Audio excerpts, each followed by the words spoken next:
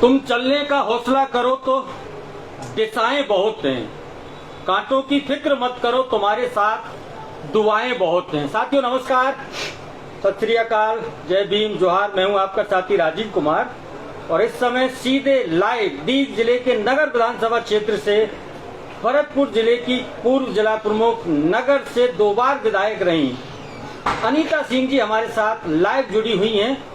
अभी कुछ देर पहले ही अपने गांव सुधरावली जाकर के आई हैं।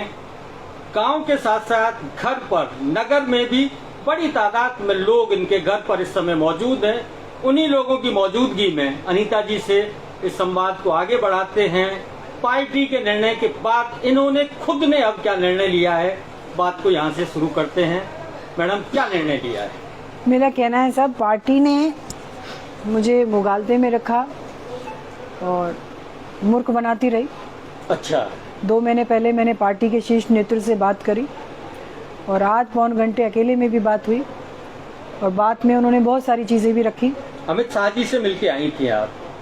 और उसके बाद बात करने पर मैंने उनको सारी चीज़ें बताई कि भाई यहाँ मैं कैसे जीत सकती हूँ, मैंने कैसे पार्टी को बड़ा किया है। नगर विधानसभा क्षेत्र में 1998 में बीजेपी के टिकट पर 2700 वोटें आई थी केवल, कुल मात्र।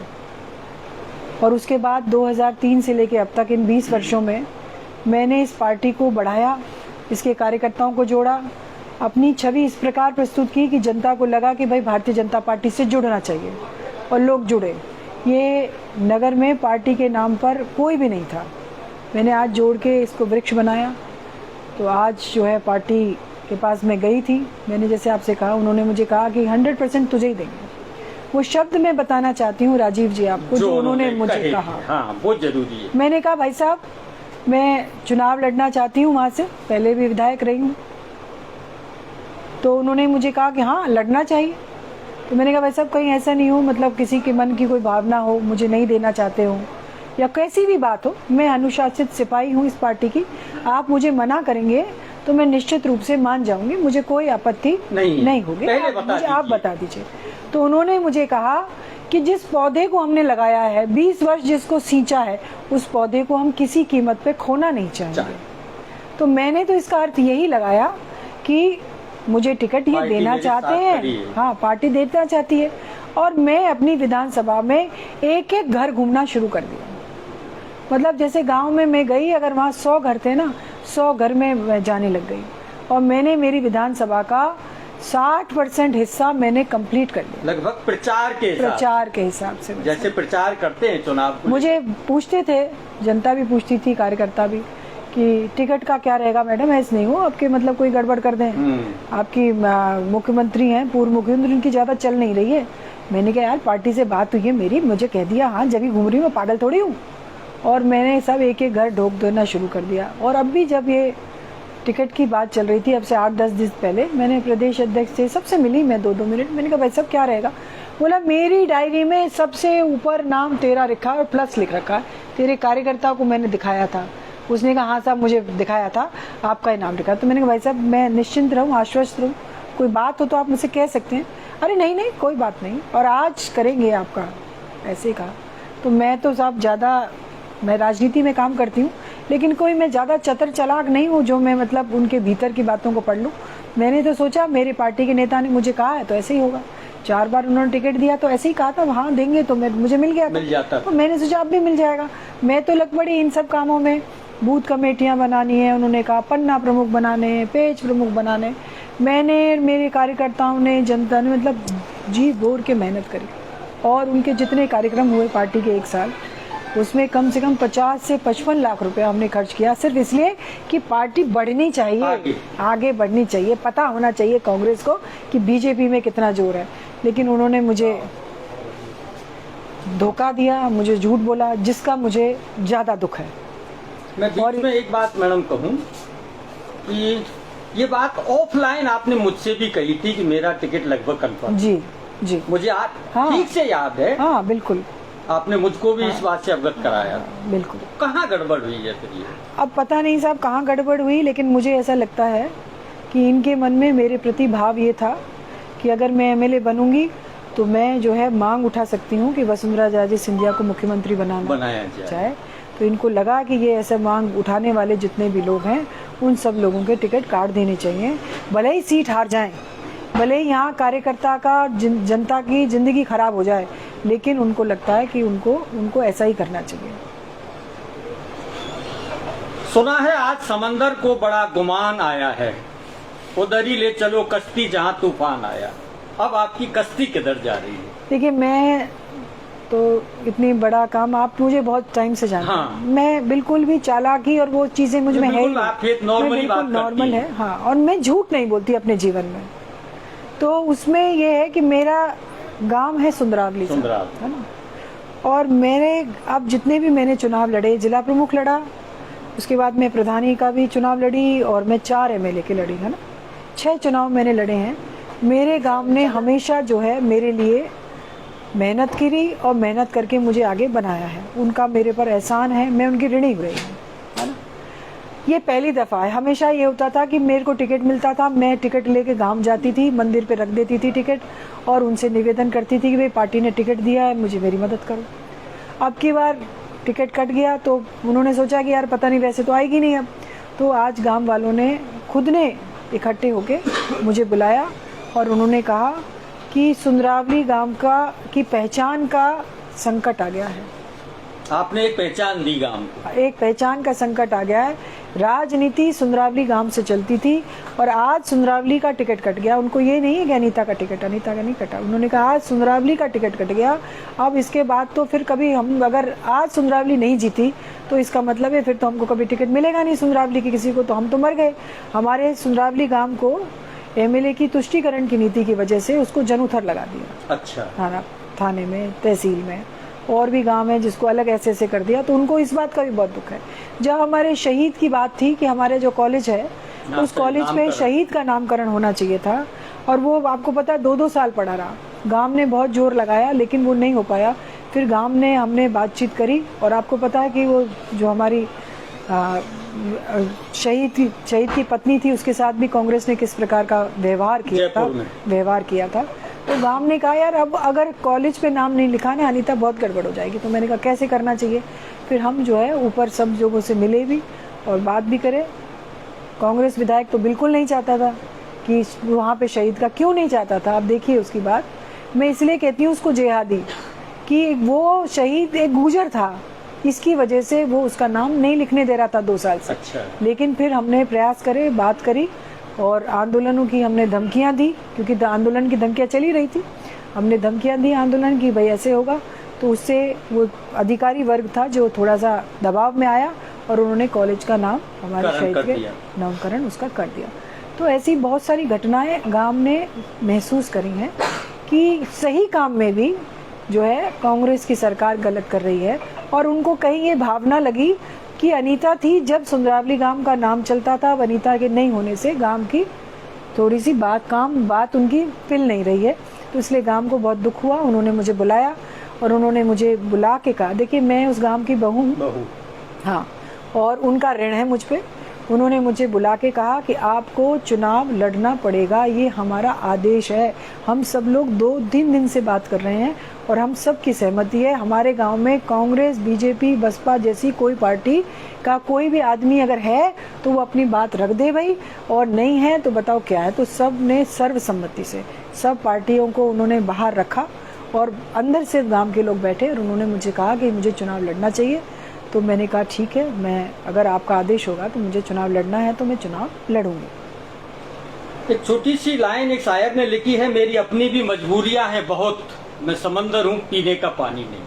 आपकी भी कुछ मजबूरियां अब बन गई हैं, पार्टी ने एक तरह से मझधार में छोड़ दिया। नहीं, मुझे धोखा दे दिया। धोखा नहीं देना चाहिए था। धोखे से ही, और मैं ही नहीं कह रही, मैं मेरी सुंदरावली गांव की नहीं कह रही, मेरा पूरा विधानसभा क्षेत्र, मेरे पूरे भारतीय जनता पार्टी के जो कार्यकर्ता थे, उन कार्यकर्ताओं को सबको जो है ना मतलब बहुत दुख हुआ।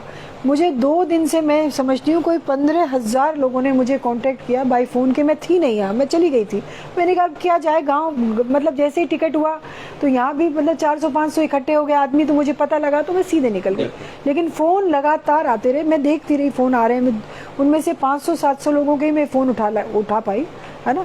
तो उनका सबका यही कहना था कि भाई धोखा दिया है, अब आपको कोई स्टेप लेना चाहिए, अब धोखा दिया है, स्टेप लेना चाहिए। तो मैंने कहा यार अब धोखा दे दिया पार्टी ने, अब क्या कर सकते हैं। बोले नहीं, आपको स्टेप लेना है, क्योंकि हम अनाथ हो जाएंगे, हमारे पास वोट डालने की कोई जगह नहीं है, हम वोट कहाँ डालेंगे, किसको देंगे। वाजिब अली को अगर हराना है तो आपको खड़ा होना पड़ेगा। तो मैंने फिर अब मैं कहा चलो बात करेंगे। आज कस्बे के भी सभी, उन्होंने भी यहाँ आए थे सब लोग, उनका भी आग्रह यही था, मेरे 6 आसपास के गांव हैं सारे, उनका भी आग्रह था। मैं समझती हूँ कि पूरी विधानसभा क्षेत्र का ही आग्रह था कि मुझे ये जंग लड़नी चाहिए। उन्होंने कहा कि मांगने पे तो दुर्योधन ने 5 गांव भी नहीं दिए, 1 इंच जमीन नहीं मिली, मांगने का समय चला गया, अब रण का समय हो गया। तो अब आपको आना है, आप लड़ना है। तो अब मैंने हाँ करी है उनसे, आज मैंने हाँ करी है, चुनाव की। हाँ, मैं नगर विधानसभा क्षेत्र में अब विधायक का चुनाव लड़ूंगी। ये जो नवंबर महीने में चुनाव होने जा रहा है उसमें आप प्रत्याशी होंगे। तो निर्दलीय प्रत्याशी अभी, क्योंकि भाई साहब अब 1 घंटे में तो मैं क्या बता दूं आपको, बिल्कुल सही है ना, 1 घंटे में क्या बता दूं। अभी घंटे में उन्होंने कहा है, फिर कस्बे ने भी आके कहा है, आसपास के गांव के भी सभी सरपंच, पंच और पंचायत समिति, जिला परिषद सदस्य, पार्षद, वो सब आज ही तो इकट्ठे हुए हैं। वो तो अभी मेरे ख्याल से जा ही रहे हैं। और आप आगे मौजूद। हाँ, तो इसीलिए अब मैंने ये तो नहीं कह सकती मैं, है ना, लेकिन पार्टी के बारे में निर्णय लिया जाएगा। हाँ। साथियों, किसी ने कहा है जब भी तुम्हारा हौसला आसमान तक जाएगा, याद रखना कोई ना कोई पंख काटने जरूर आए। किसने परखा? मैं थोड़ा सा इसमें संशोधन ये करना चाहता हूँ। जिस दिन आपने एक फेसबुक पोस्ट लिखी थी, उसमें आज मुझे कुछ संशोधन लगा। वो जो वसुंधरा कैंप वाला शब्द है वो आपने हटा दिया। अच्छा, हाँ, एक्चुअली मुझे वसुंधरा कैंप का मानकर टिकट काटा गया है, वो लाइन आज बदल दी गई। मैं चेक करूंगी साहब। मैं एक्चुअली क्या है कि मेरा फेसबुक चलता है, चलाने वाला है, एक कंपनी है, वो कंपनी चलाती है ना, मैं चेक करूंगी वैसे। वो लाइन बदली है, तो मैडम का कहीं रोल है। देखिए, वसुंधरा जी के प्रति मैं बहुत सम्मान रखती हूँ, और जैसे वो कहती हैं ऐसे ही मैं कहती हूँ, क्योंकि मैंने राजनीति की शुरुआत करी जिला प्रमुख, तब उस समय वो सेंटर में मिनिस्टर थी, और मैंने उनसे बहुत कुछ सीखा। उन्होंने एक चीज़ मुझे सिखाई कि इस देश में या इस विश्व में कोई जातियाँ नहीं थी, भगवान ने 2 ही जाति बनाई, एक पुरुष की और एक महिला की। हर आदमी अपनी जाति की करता है। तो मैं भी यही सोचती थी कि भाई महिला है, और वो मुझे आगे बढ़ा भी रही थी, महिला होने की वजह से ही बढ़ा रही थी।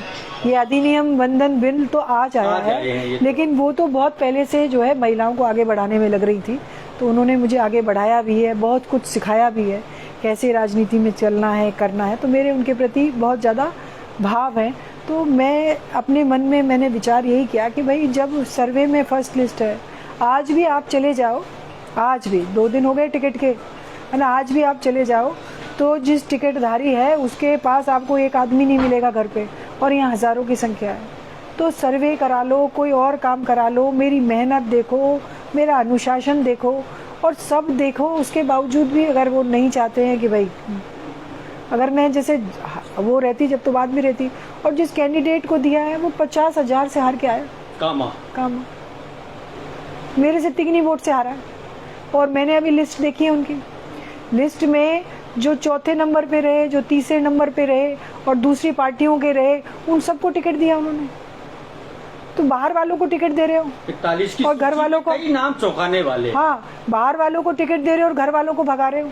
अरे इस पार्टी को हमने बनाया है, इस बीज को, जो पार्टी का बीज लेके आए थे, उसमें हमने पानी दिया है, सींचा है, उसको बड़ा किया है, उसकी देख रेख कही है कि कोई तोड़ नहीं जाए, कोई इसके मतलब पत्ता भी ना तोड़ पाए, ऐसी हमने सुरक्षा हफ्शा करके आज इस पार्टी को इतना बड़ा बनाया।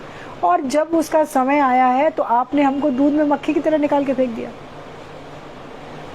तो ये तो गलत बातें हैं। अगर आपको नहीं भी देना था तो आप मुझसे कह देते, पहले कह देते। हाँ, मैंने 2 महीने पूछा, मैंने 15 दिन पहले भी पूछा। अगर मुझसे कह देते तो मैं आज ऑनलाइन कह रही हूँ आपको, अगर पार्टी वाले मुझसे कह देते तो मैं तो मतलब बिल्कुल जो है ना, मतलब नजदीक फटकती ही नहीं। लेकिन दर्द होता है मुझे। अब एट ए टाइम मैं एक बहुत सामान्य महिला हूँ, मैं कोई बहुत बड़ी पॉलिटिशियन नहीं हूँ, मैं बहुत सामान्य महिला हूँ। मुझे दुख होता है तो मेरे आंखों में आंसू भी आते हैं, मुझे खुशी होती है तो मैं खुल के हंसती हूँ। मैं वो उस राजनीतिज्ञ की तरह नहीं हूँ कि मन में दुख हो रहा है मैं हंस जाऊँ। चेहरे पर बनावट ना मेरी जिंदगी में, ना मेरे चेहरे में कोई बनावट है, ना मेरी बातों में और बनावट सहज है। सरल भी हैं आप। हाँ, मैं व्यक्तिगत तौर पर कह सकता हूँ, मैं जितनी बार इन 4 सालों में यहाँ आया हूँ, आपके घर से निराश नहीं गया कभी। नहीं, मैं सहज हूँ। मैं मेरे परिवार की सेवा करती हूँ।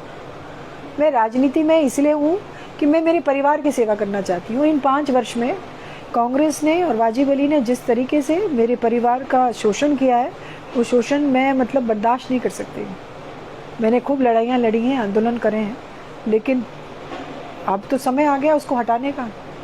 तो इसीलिए हमने सोचा है कि भाई इस बार जो है वाजिब अली को हटाने के लिए हमको अगर मैदान में उतरना पड़ेगा तो हम उतरेंगे। साथियों, किसी ने कहा है बाज ही नापते हैं तूफान में आसमान। बाज एक ऐसा पक्षी है, जब तूफान आता है तो वो बादलों से ऊपर चला जाता है। कौओं को क्या खबर बुलंदी किसे कहते। तो आप इस आसमान की बुलंदी को नापेंगी अब, पार्टी अभी तय करेंगी जी। नगर विधानसभा क्षेत्र के लोगों के लिए कोई छोटा सा संदेश। मैं अपने विधानसभा क्षेत्र के सभी परिवारजनों से कहना चाहती हूँ कि आपकी आस पे, आपकी विश्वास पे और आपके कहने पर मैंने ये बहुत बड़ा कदम उठाया है। इस मुझे आप आशीर्वाद दें, मेरे साथ रहें और इस चुनाव को तुष्टीकरण से बचाने के लिए मेरे साथ देकर मुझे जिताएं। इतना मैं निवेदन करना चाहती हूँ। राम राम साहब। साथियों, एक शायर कह गए हैं, गिरते हैं सहसवार ही मैदान जंग में, वो तिफल क्या गिरेंगे जो घुटनों के बल चलते हैं। सही बात। तो आपने तो घोड़ों की सवारी की है, राजनीति की सवारी की है। कोई बात नहीं, ऐसा भी वक्त आया है, इससे भी आगे निकलना पड़ेगा।